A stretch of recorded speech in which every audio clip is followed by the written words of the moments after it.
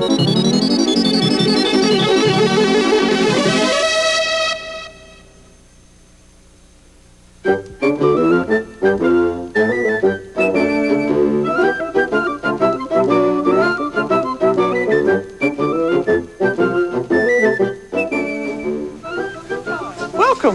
I'm Julia Child.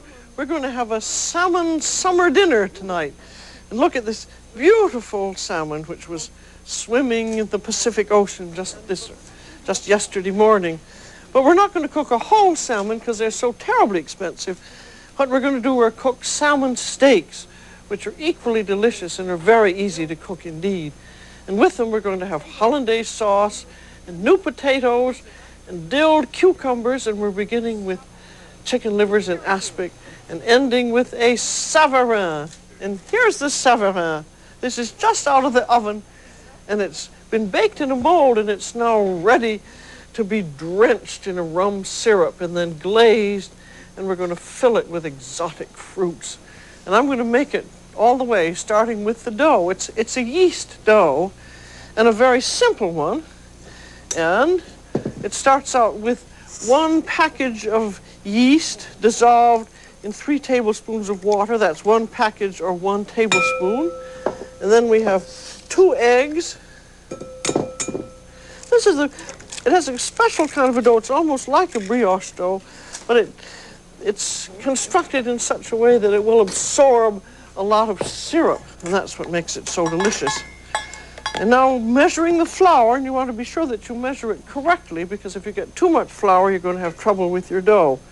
So dip your dry measure cup into your flour and sweep it off like that. There's 1 cup and 1/2 cup. That's about 210 grams of all-purpose flour. Then, you'll see my list here. We have the 2 eggs. We have 2 tablespoons of sugar. And then we have a nice big pinch of salt, about 1/8 of a teaspoon. That's exactly 1/8 teaspoon. And then 4 tablespoons of melted butter. I suppose you could use the other spread in this. It wouldn't hurt too much, because with all that rum, I don't think it would ruin it. And then, I think that's it. Yep. And now you can mix this by hand or by machine. If you're going to mix it by hand, stir it all up like this with a rubber spatula, and then you have to stir it and slap it around. I'm going to do it by machine because I have a machine with a dough hook, which works out very nicely.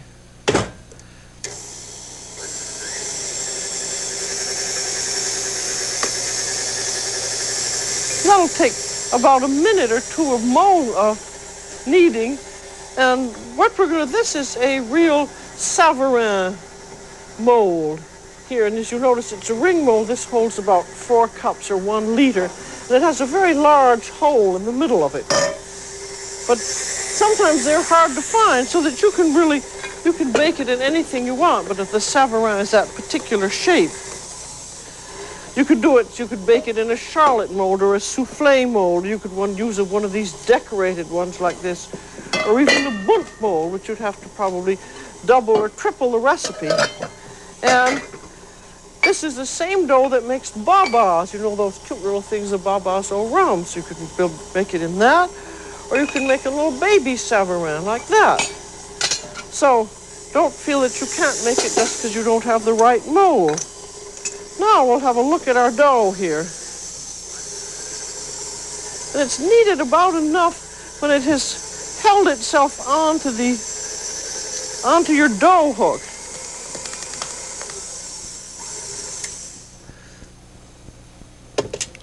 I'm going to take it off, and then I always like to finish things off by hand, because that isn't really quite kneaded enough. Another thing with yeast doughs is that after you've gotten it mixed, you can let it sit for a little while, and the flour absorbs the liquids. And there you are. That's almost done there. I'm going to give it a little slapping around pung just to make sure it's done. If you're doing it by hand, you'd end up like that, which is rather nice. And what you're kneading for is to make all the gluten molecules hang together into a mass like this. And this also, this is hardly sticking onto my hands. And another trick is to roll it out and give it a twist like that. And it has enough elasticity to stay in place. And then after you have the kneading done, you put it in a bowl, and it's to rise to about double, which will take about an hour and a half.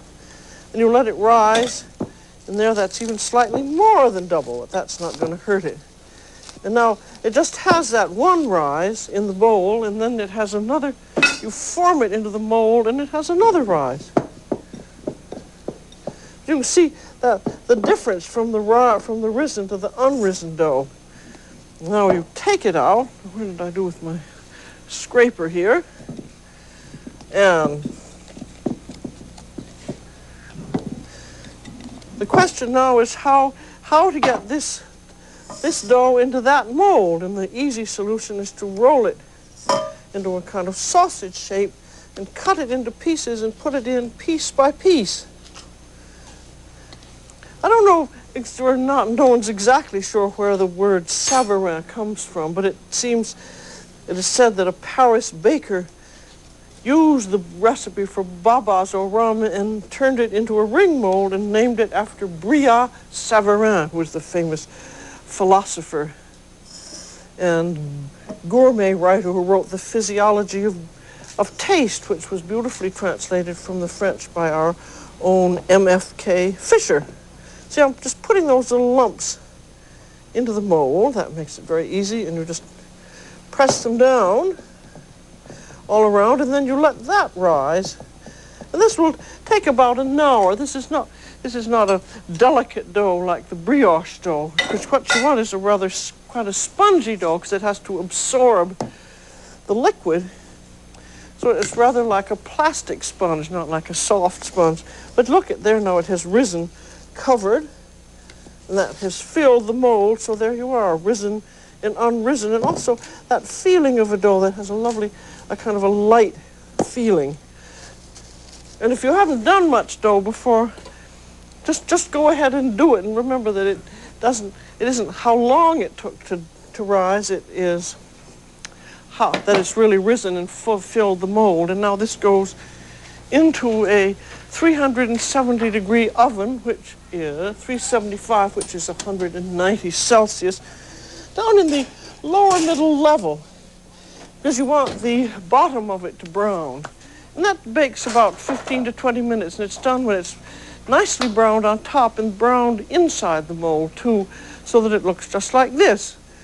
That's about 15 or 20 minutes, and you can bake it ahead, let it cool off and freeze it, which is very nice to know. But then if you're going to freeze it, you have to let it thaw in the oven, because it should be tepid before you put the syrup on. And before you put the syrup on, and this is tepid, and you have a rum syrup. That's a very simple syrup of 2 cups of water and 1 cup of sugar. That's 100 grams of sugar, and half a cup of rum. Or if you don't like to use rum, you could use bourbon, and if you don't like that, you could use vanilla, or you could just use orange juice. And before you put the syrup on, you poke it all around so that it will absorb the syrup, and then just pour the syrup right on. And then you take a ball baster and just keep doing this to it, putting the syrup on, and then you can go off and do something else and come back in about 5 minutes and then do this more. And it's amazing that this will eventually absorb all of that 2.5 cups of syrup. And when it's all done, here you are. This one has been imbibed, and it's amazing as you notice it, it's swollen up, and it has this lovely kind of a spongy texture. And now this is ready to glaze. If you want to, you can sprinkle the top of it with a bit of rum, but I don't like too much rum flavors. I think you have enough flavor, and I don't like the alcohol too much. And now I have an apricot glaze, that's for every 1 cup of apricot jam. You heat it and push it through a sieve and then boil it down until it's rather thick and sticky with 2 tablespoons of sugar. And then you paint the glaze on all around and inside. I'll paint a little bit inside there.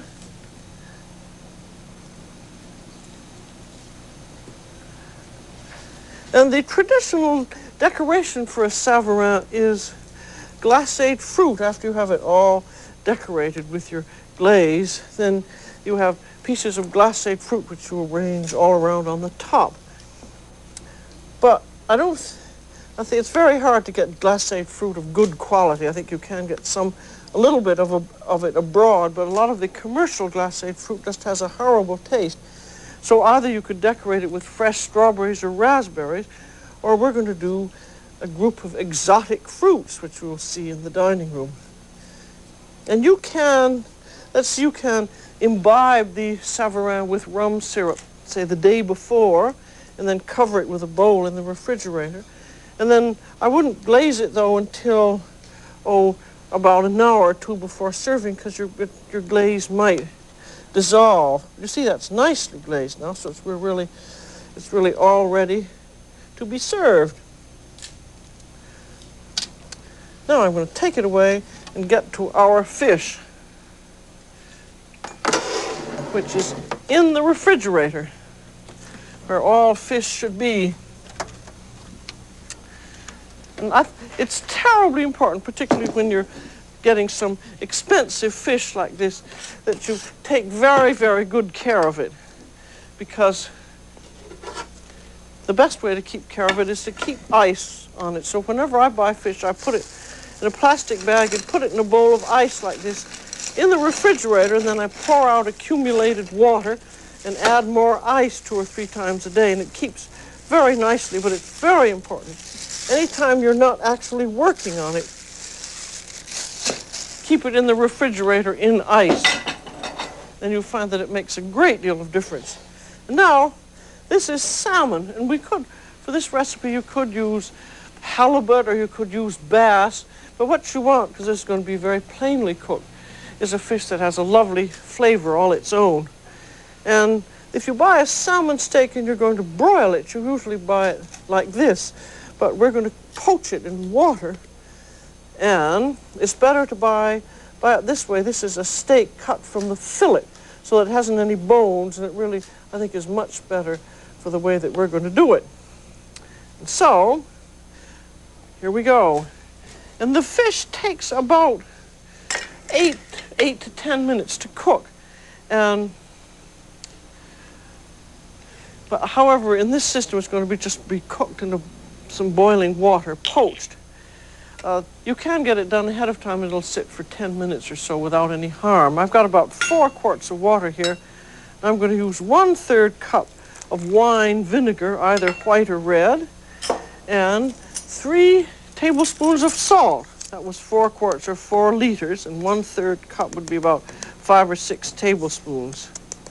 There's 3 tablespoons of salt, and then have your water up at the boil. See that boiling? When you put your fish in, that seizes it. Then just layer in like that. It couldn't be easier, really. And then you turn the water down, and it just poaches. And by putting it into boiling water, that's kind of seizes the fish and prevents the juices from coming out. Then turn the water down, because we just want to simmer. We don't want it to boil now. We just want the water to, what they say, shiver, sort of like that, but no real bubbles. I'm now going to wash my hands.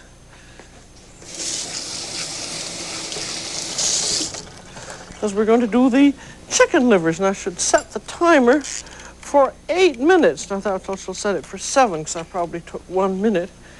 And I have the chicken livers here in the refrigerator.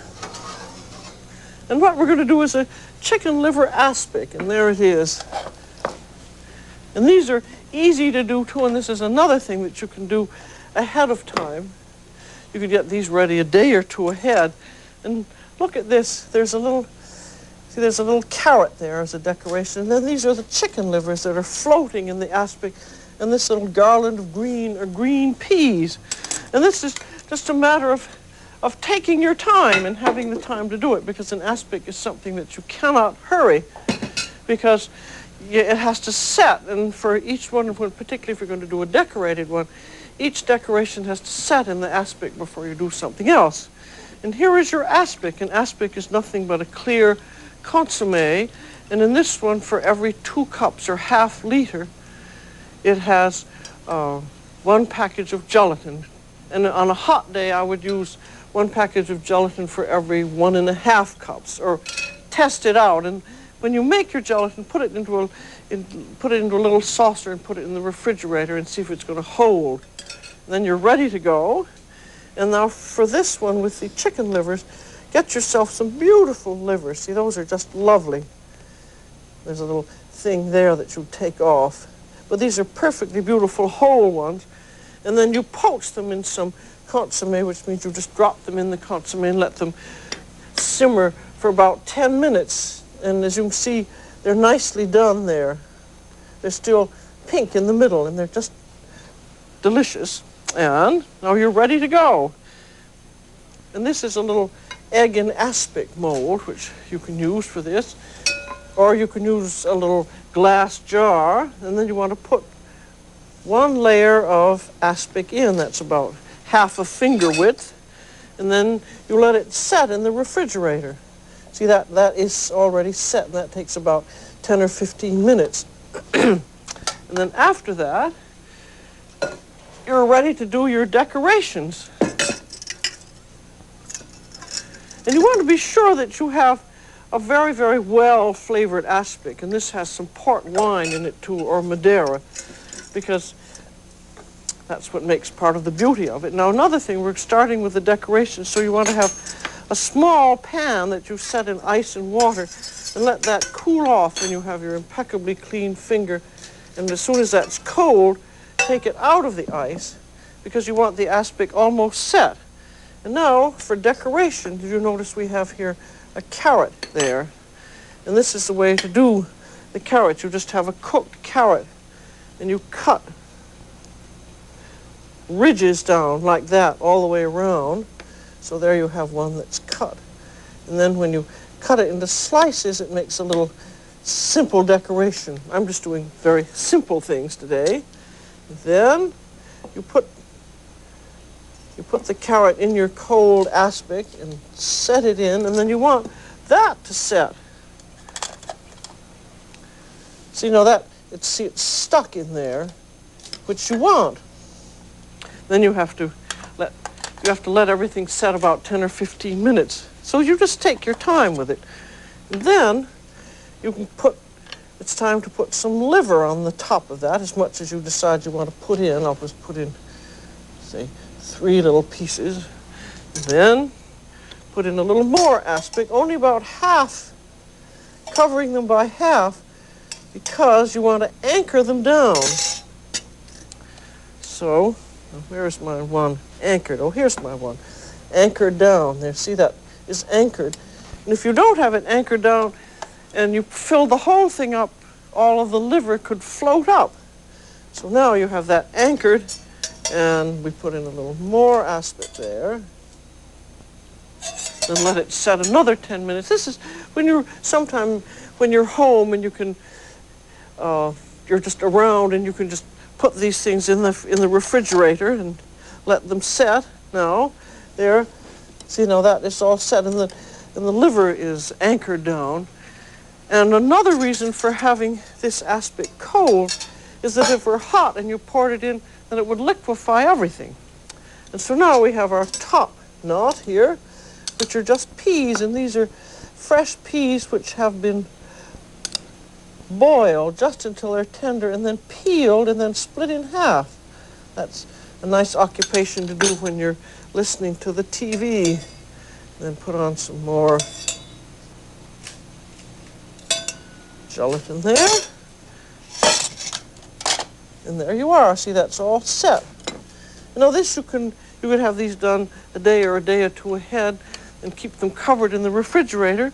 And then when you're ready to serve them, you you just dip this little mold into hot water until it's just loosened at about 8 seconds, and then unmold it on your dish. Now where's a little, I should have another little one here, but I don't seem to. Well, anyway, you just unmold it and there you are. And any kind of decoration you can make. This was a very simple one, but I think it's a very nice one. And you do eggs and aspic exactly the same way. The only thing to remember is to have plenty of time and plenty of aspic, and everything will go well. Now I think it's just about time to see how our fish is going, because I think that's been in almost 8 minutes. There we are, fish is done. And it's time now to take it out. And you're going to see how easy this is to do. So I'm going to have a nice clean towel here.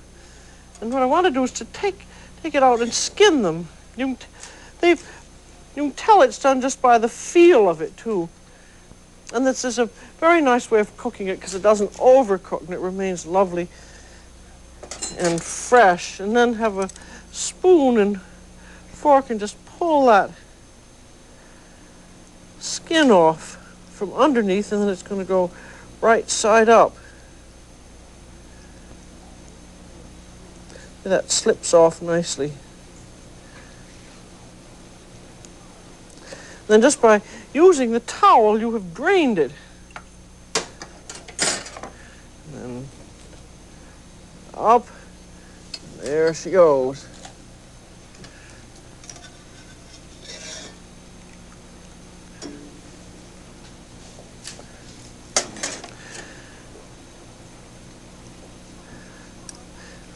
I love halibut done this way. I don't really think I'd had any fish poached in just this delicate way until I went to France. I grew up in California, and we just did, in those days, just fried fish and broiled fish, and I never had this kind before. And what I think, too, when you have salmon, it has so much delicious flavor all of its own that I don't use a court bouillon. That's one of those aromatic liquids that you, with wine and aromatic vegetables and things like that. But I think that it disguises the flavor of the salmon, and what you want is it to taste just like itself.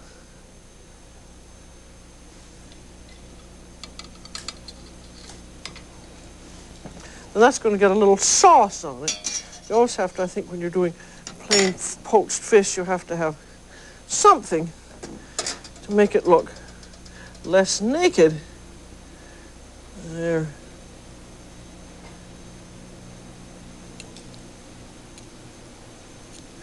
And if you were serving a whole salmon, you'd have to take the brown skin off too, for cosmetic reasons only.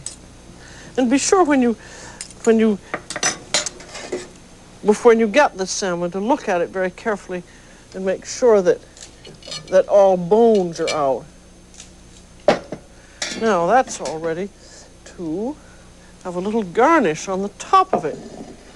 And I'm going to use cucumbers here. I think some people don't realize that you can cook cucumbers, but here we have a cucumber here, and you just cut it in half and scoop the seeds out with a spoon like that, and then you have a cucumber boat, and cut it in half. I should have cut it in half, and then making cross cuts like that, which gives you a slightly different point of view on the cucumber. And then all you do is to saute it in butter like that until it's just tender, and season it nicely with salt and pepper. And then I like a little bit of dill on, not too much. The cucumber's lovely and fresh with the salmon. Let's see if we have enough there. And get in the habit of shaking the pan by the handle rather than having to stir it around with things, because that you have less danger of breaking up the cucumbers. Now, just go all around the fish, and then it's going to get some sauce on top. I'm going to use hollandaise sauce. You could use melted butter, or you could use just sliced cucumbers or something, or lemon on top of it. I'm just going to use the cucumbers there, and then I have my nice hollandaise sauce. We've made hollandaise so many times that I'm not making it for you. And here that goes right down the center of the fish there.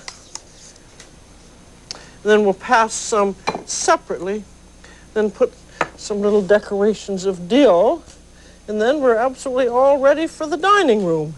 And you'll see how beautiful everything looks.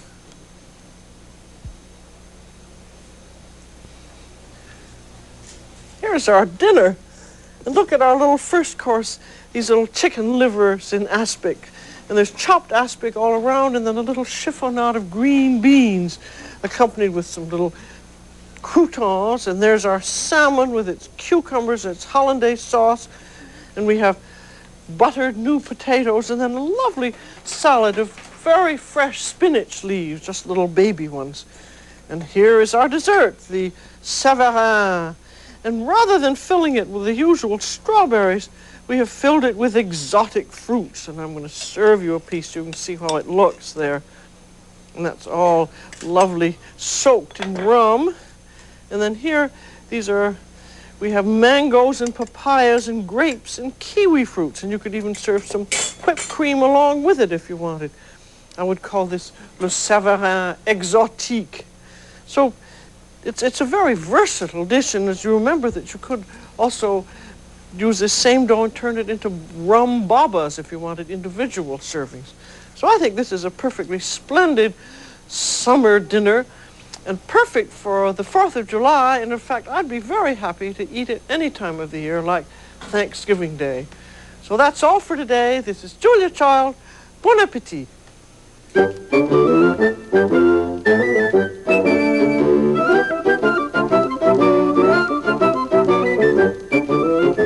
Julia Child is the author of the book Julia Child and More Company.